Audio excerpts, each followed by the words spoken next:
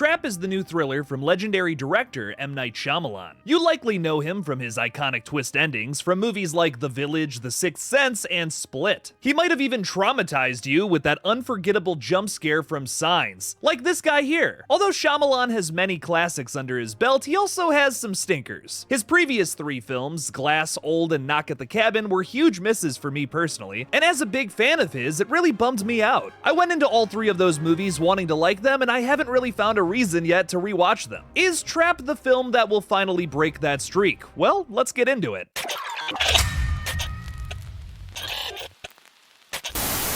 Hey everybody, I'm Killjoy Jake, and instead of having friends, I have horror movies. Before we crowd surf into this poppy thriller, I first want to thank my channel members and Patreon supporters. Without your financial support, I literally couldn't do this page anymore as I would starve to death. That would suck because it would mean I couldn't make any more videos. Please consider becoming a member by clicking on the link in the description below or by pressing the join button on my page. Members can check out the latest episode of Horror Hot Takes that just came out today on 1980's The Shining. Thank you to everyone who's already supporting the page. Now let's get into the review. Trap is an incredibly unique thriller that immediately throws you into this uncanny and ridiculous universe. The film follows Josh Hartnett as Cooper, who takes his daughter Riley to a Lady Raven concert. Think fictional Katy Perry. As Cooper starts to notice a higher than usual frequency of police presence and surveillance cameras at every turn, he realizes that he's caught in the middle of a deadly cat and mouse chase. Pitched by Shyamalan as what if the Silence of the Lambs took place at a Taylor Swift concert, this movie certainly delivers on that high concept premise. I'll be honest, when I first heard that this film was going to be PG-13 like the majority of Shyamalan's most recent flicks, I got a little bit shaky with it. This is, however, one of those films where the limitations of its rating are actually utilized to its own advantage. It's not a spoiler to say you don't see much blood, this film scares you with its ever-increasing tension instead. The setting is a major draw to the film, of course, but I love the way that it's utilized. It's thankfully not a gimmick and makes the film feel larger than life. You watch 30,000 fans freak out over their favorite artist performing for them while Hartnett is swiftly calculating his next move. It gives this film a unique edge that insists upon a rewatch. While I want to just sing this movie's praises, it does have a few issues in its back half that make it undeniably messy. If you can really immerse yourself into this continuously building story, then you might be able to look past some of the ridiculous character decisions. The film totally won me over at this point though, and I wasn't even thinking about that until I left the theater. I also really enjoyed how out of control this movie got. The third act is so high stakes that it sacrifices logic to push the envelope even further. I'd argue that's not so bad of a thing. I can, however, see how some folks might get turned off by that. Salika is terrific as Lady Raven, having a much larger role in this film than I ever would have guessed. The trailers gave me the impression that she would essentially be cameo material, being the director's daughter and all, but I'm happy to report quite the opposite. She ended up being my favorite side character, giving a compelling performance. It really makes you question the true power of an influencer with that large of a following. Josh Hartnett is the star of the show in this one, and one of my favorite roles from the guy ever. I've been a fan of his ever since I saw 30 Days of Night for the first time, my personal favorite vampire flick. I'm shocked to say I think his role here as Cooper may be my favorite from his career thus far. He captures that cold precision of Hannibal Lecter while pretending to be a normal human being. You can't take your eyes off the screen when he's doing this Dr. Jekyll and Mr. Hyde act. It's really well performed and directed. Trap is a must-see in theaters. There are a bunch of surprises in this film that weren't all ruined by the trailer, thank God. It's worth your time alone just to see how other people react to it. The guy next to my girlfriend and I was losing his mind during the second half. It was awesome to see that kind of passion in real time for a little horror movie. Trap is easily one of my favorite PG-13 horror flicks to come out recently, and I highly recommend it.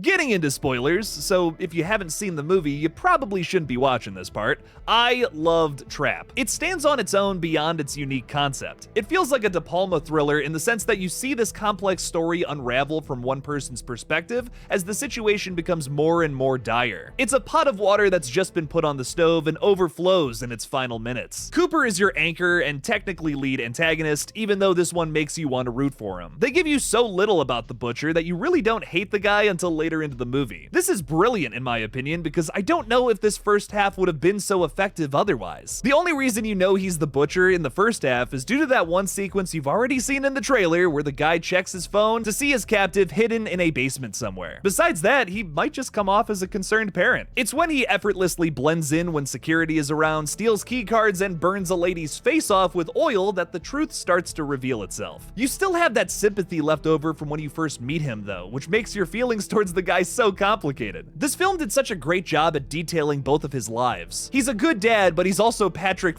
Bateman. Like, how do I feel about this guy? Speaking of American Psycho, that feels like an even bigger influence on this movie rather than Dr. Lecter. Although there are clear homages to the 90s Oscar award winner, like the ending and the lady FBI agent hell-bent on taking this guy down, there are so many moments of this film that will have you on the edge of your seat cracking up. It's that same uncanny, ridiculous feeling of watching Patrick Bateman monologue about Huey Lewis in the news, all while picking up an axe and putting on his raincoat. Hey, Paul!